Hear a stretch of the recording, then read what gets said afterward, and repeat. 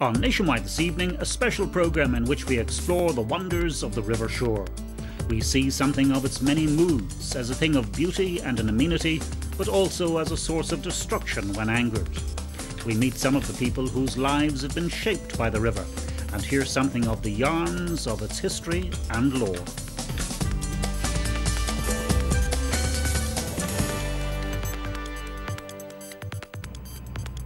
You're welcome to the programme. Well, we've taken to the water. We're on board a pilot boat in the Waterford estuary. Now, you'll remember from school learning about the Three Sisters River, the Barrow, the Nore and the Suir.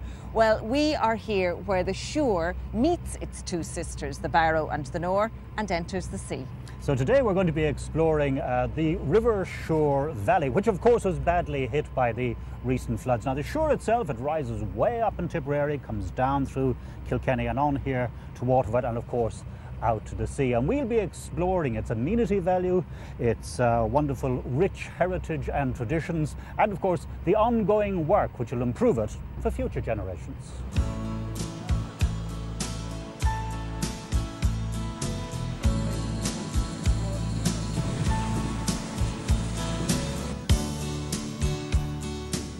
Well, the wind has calmed down a little bit here on the estuary, so we're going to have a chat with two cousins steeped in the maritime history of the River Suir. They're John and Michael Welch from Passage East, and between them, believe it or not, they have clocked up more than 80 years as river pilots. John, what generation of pilot are you? I'm the third generation. My grandfather, my father and myself have had our lifetime on this river. It was a marvellous lifetime. When was your grandfather a pilot? My grandfather was a pilot here in 1907, and at that particular time I'd say there was a lot of sailing vessels coming into it, and later when you come into my father's time, steam started to be the prominent thing, but now the modern ship has really taken over. Michael, what is the essential role of the pilot? Well, I think especially with the ships like the cruise liners and that, you know, everybody else is looking at the bridge and the size of the ship. But what a pilot has to keep in his mind all the time is what's under the water, because that's the draft of the ship. And you get some of the cruise liners are fairly deep, so you have to make sure that you keep the ship in the channel all the time. And that, I think, is the main thing of a pilot when he's on the ship. John, you must have been over the years on board some really luxurious and impressive ships. They're really beautiful, Mary. I brought the cruise liner The World up here to Bellevue, and she was just fantastic. I'd love to live in that world. And I also brought up, was pilot on the QE2, brought her into Dunmore to anchor. Brought a number of the cruise liners up here to the power station, and I tell you, it's really a lovely world. They're like floating palaces? Oh, they're really lovely, Mary, yeah.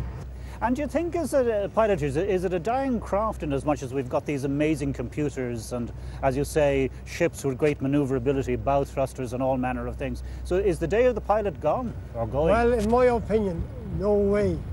Because when we were on the pilot, nobody, only the pilots, had a pilot license. Now they're starting in different ports to give out licenses. I think it's completely wrong, because no one can beat local knowledge. Local knowledge in a river like this, the speed that the river runs at and all that, you know, if you're bringing a ship up and going alongside, the set of the tide is an awful lot to do with putting the ship alongside. Definitely the bow thrusters, twin screws and all that, they are very, very good. But in my opinion, no river should be without pilots.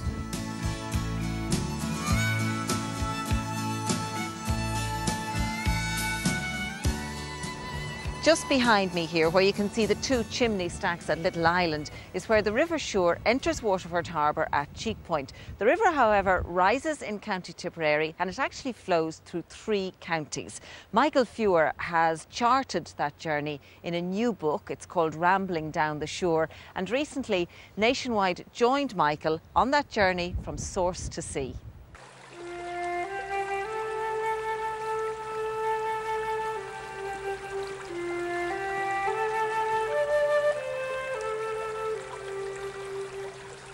Well, first of all, I like writing about exploration and travels, and I was born 100 metres from the Suir, and I suppose it's in my soul as a Waterford man and as somebody who was born near the Suir. It's in my soul, and I said one day I must write a book about this, and that's what I've done.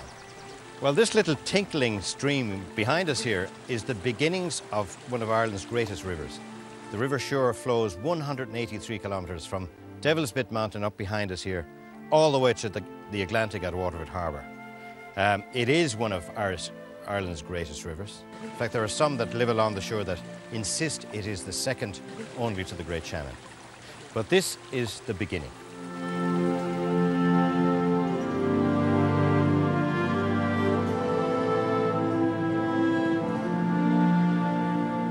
The river has been flowing here along the route it is on now for approximately 12,000 years, since the last ice age. And during those 12,000 years, everything that's happened in the southeast of Ireland has happened close to this river or the other rivers. Historically, the Vikings came up the Suir, the Normans came up the Suir. The Suir was the major method of getting from one part of the country to the other. When the Normans wanted to get at Limerick, they came up the Suir to bring pressure on the Irish tribes. And of course, towns were built up, towns developed along the Suir, and monasteries, like this monastery here at Holy Cross, grew up because of its position on the Suir, a great crossing point, a great travelling point. As you go down the river, you'll find Norman castles. Every 2 or 3 miles, you'll find either an intact castle or the ruins of a castle. And that shows how important the river was to the Normans. You'll also find these tiny pre-Norman churches, beautiful pre-penal churches, ruins of them all the way along. So the main upstanding ruins are those of the powerful Normans or the Gaelic chieftains. All that remains of the thousands upon thousands of ordinary peasants are these tiny churches, which you'll find all the way along the river as well.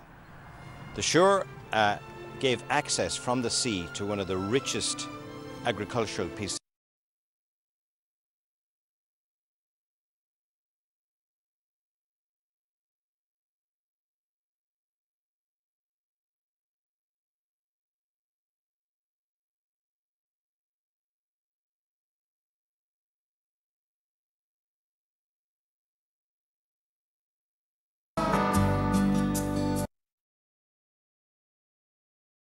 We've no problem handling the tall ships, and indeed the great advantage we have here in Waterford is that we can handle the tall ships on both the north and south quays here in the city, which really is compact, that allows the people that come to see the tall ships allow the ability to walk around both the north and south quays. So it is a great family day. Well, that's brilliant, because it means people can get up close and personal. Absolutely, yes, yeah. It's great to see, and you can see the tall ships in their splendour. They're a magnificent sight here in the city centre. Right in at the city centre. And you mentioned there the cruise ships. That must be good for Waterford as well. Absolutely, yes, yeah. In 2008, the port built or extended the quay in Bellevue, and which allows the port handle cruise ships of up to 240 metres in length. So that gives the port the ability to land passengers in the Bellevue port facility, up to 3,000 passengers at any one time, which is a great spin-off for the local economy here in the southeast. So the River Suir is an important part of the economy here, and I can tell you, you have a busy 18 months ahead of you, haven't you? Absolutely, yes, yeah, the team has indeed, yes, yeah, but we are confident and we're very proud to host the event back in 2011, and it's great for, not only for Waterford, but the southeast region as a whole.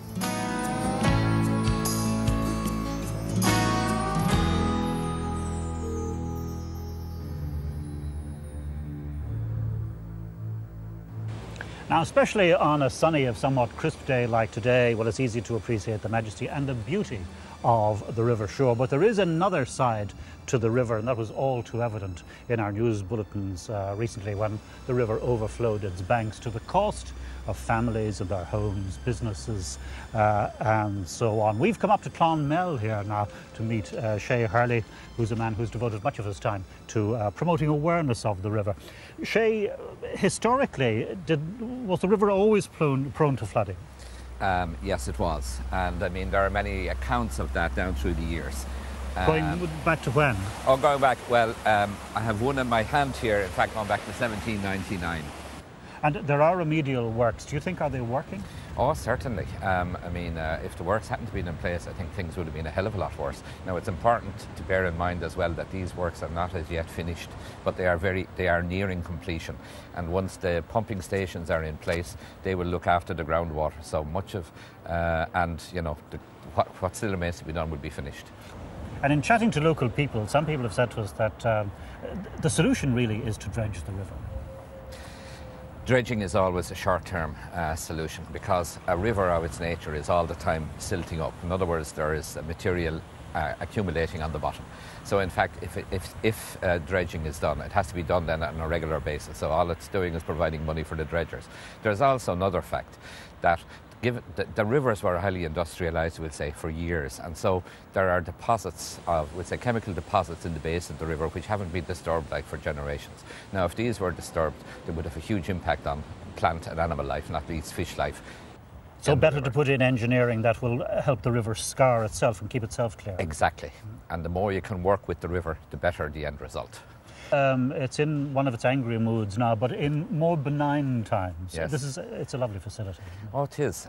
It's a wonderful river to boat on. It's a wonderful. If you were here in May of last year, I mean, we had a duck race all the way down here. It's a great river for fishing upstream, and traditional boating, and of course Clonmel Rowing Club up there, the competitive end of rowing. I mean, it's still to the good after 150 years? No, 150 odd years or so. Yes. Some people are just passionate about rivers and they get out to the river whenever they can, no matter what the weather is like, which is just as well given the climate we enjoy in this country. One such enthusiast is Paddy Dwan, who has been documenting the flora and the fauna of this river Suir recently. Tell us about that, Paddy. Well, I had the idea last year, the year before. It was a place I grew up on the river, and I thought it would be a great idea at last to do some work on that photographically. Well, Paddy, as a freelance photographer, you have your daily work to do as well, so this was kind of an extra to your workload. Yeah, but I was happy to do it because my first love would be wildlife, so I could have the river, the wildlife and my photography rolled into one. So it was happy days for me to do this, you know. And what is the wildlife and the flora and fauna that are here in abundance on the River Suir? Well, it's very interesting. It depends on the seasons, of course, but in the summertime we have summer migrant birds that come in from Africa. In the wintertime we have geese, and we have different ducks and wild birds like that, waders, different waders that come from northern climates from as far away as Russia. I believe, Paddy, you have a fairly unusual way of accessing your subjects when you're going to photograph them. Yeah, well, I go out on the river in a canoe to go up small channels, creeks, tributaries, and I go with a friend of mine, a local poet, Mark Roper, and we're working together. Mark is working on a project with me, which will be a book, hopefully we'll have out next year. Oh, very nice. And in the meantime, I have an exhibition which is coming up in the granary in Waterford on the 14th next Monday. So that'll be an exhibition of the photographs you've taken here? Yes, here, yeah.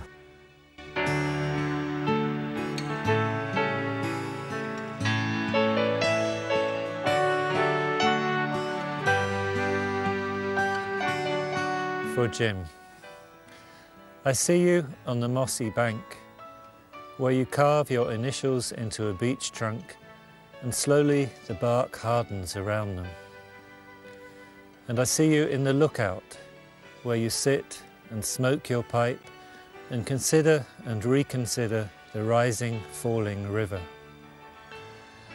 I see you as that cormorant, alone on top of the castle ruin, wings drying out in the wind until you step off into space.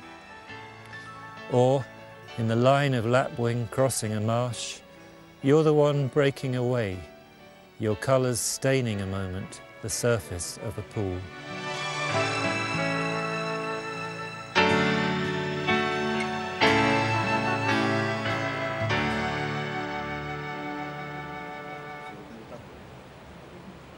Well, we've now made our way upriver to the town of Cahir on the River Suir, of course, and we're here to find out more about the fact that the river has been designated as a centre of excellence for trout fishing.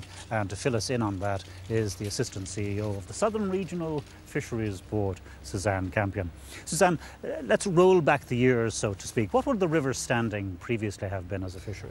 Well, it had a great reputation. Apparently Lord Grey came to Cahir and its surrounds in the Suir in 1899 and said it was the best fly fishing in England and Ireland, or Britain and Ireland, I suppose, at the time. So hopefully he's right and it'll return to that again. Because what happened meantime?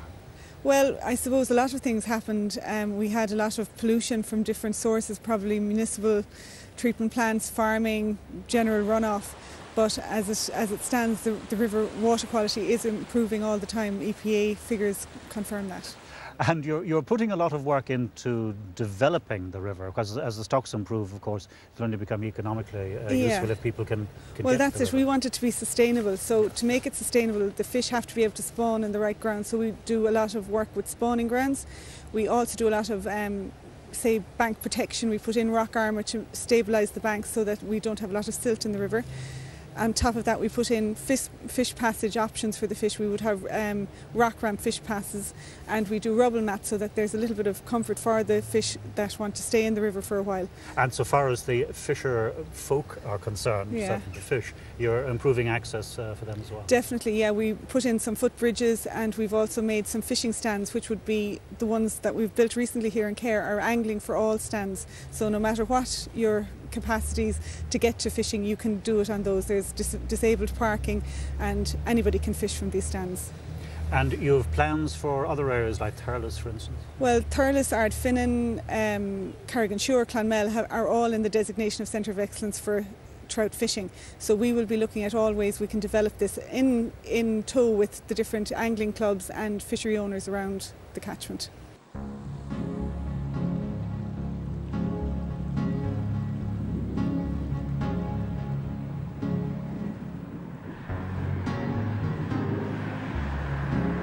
Well, we've seen something of the leisure activities and the flora and fauna of the River Suir, but there was another aspect to its life as well. Down through the generations, this was a source of commerce, of wealth and of jobs, and all that is touched on in a new book, just published indeed, written by Michael Ahern.